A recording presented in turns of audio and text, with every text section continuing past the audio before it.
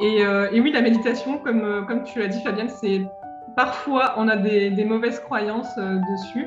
On croit que c'est quelque chose, une pratique où il faut qu'on s'assoie et qu'on fasse le vide. Et en fait, c'est pas du tout ça, parce qu'on peut pas faire le vide, on peut pas arrêter de penser. Ça, c'est pas possible. Notre cerveau fabrique des, pardon, notre cerveau fabrique des pensées tout le temps, même quand on dort. Donc, arrêter de penser, c'est pas possible.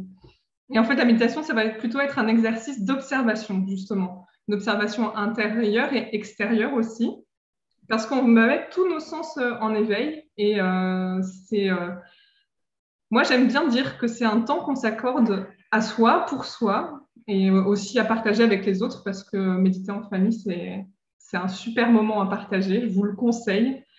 Et c'est d'ailleurs, en premier lieu, un exercice, comme on dit, pour soi, vraiment, quelque chose qu'on s'accorde comme un tête-à-tête avec soi-même, en fait.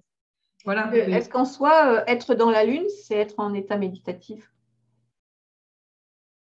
Être dans la lune, alors je sais pas si on peut dire que c'est un état méditatif, être dans la lune, parce que justement, quand on est dans la lune, on est perdu dans nos pensées plutôt. Alors que quand on médite, on va observer ses pensées, observer sa respiration, ou observer, tu peux méditer en regardant une flamme de bougie, par exemple, avoir un objet méditatif devant toi, ce genre de choses. Et donc, je dirais non, parce que du coup, être dans la lune, pour moi, c'est être perdu dans ses pensées.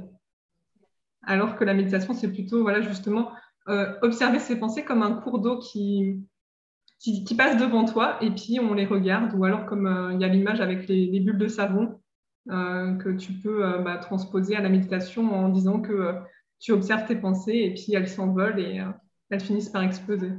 Parce qu'on est toujours en train de dire à nos enfants, dépêche-toi, on va être en retard. De toute façon, on vit dans un stress permanent, moi je trouve, enfin, nous aussi bien que nous que les enfants, on est dans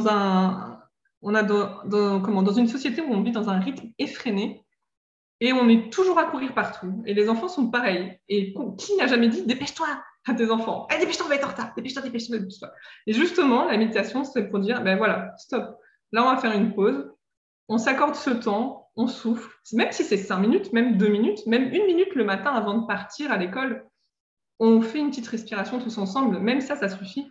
Et du coup, les bénéfices, donc pour en revenir aux bénéfices, il y a des bénéfices physiologiques, des bénéfices psychologiques. On a une meilleure concentration, une meilleure attention, on observe une meilleure communication, que ce soit en famille ou en société, une meilleure estime de soi, un meilleur sommeil, une meilleure qualité de sommeil, moins d'anxiété, réduction du stress. D'ailleurs, même pour les enfants qui présentent des troubles de l'hyperactivité, ça marche. Et après, il faut trouver les techniques les techniques adaptées à ces enfants-là. Mais j'ai souvent la question de parents qui me disent oui, mais mon enfant, bah voilà, il présente un trouble de l'hyperactivité. Est-ce que c'est bon pour lui de méditer?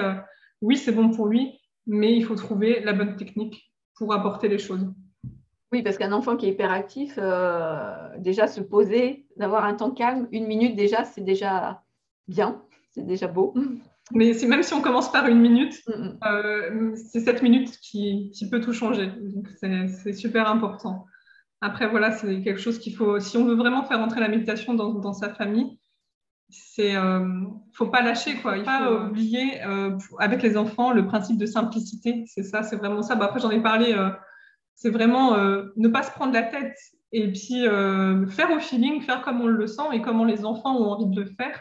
Les écouter, justement, c'est très important de mettre l'enfant, de lui donner la parole, de l'écouter et puis de voir ce qu'il a envie de faire et comment il veut faire les choses.